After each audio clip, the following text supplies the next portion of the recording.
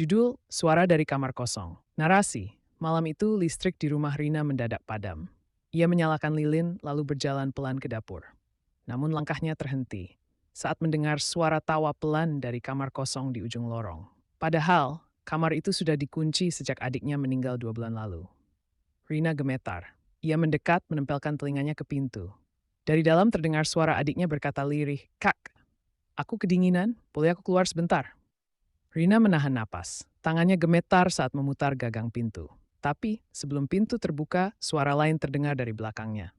"Jangan dibuka, Kak. Aku di sini." Rina perlahan menoleh dan lilinnya padam.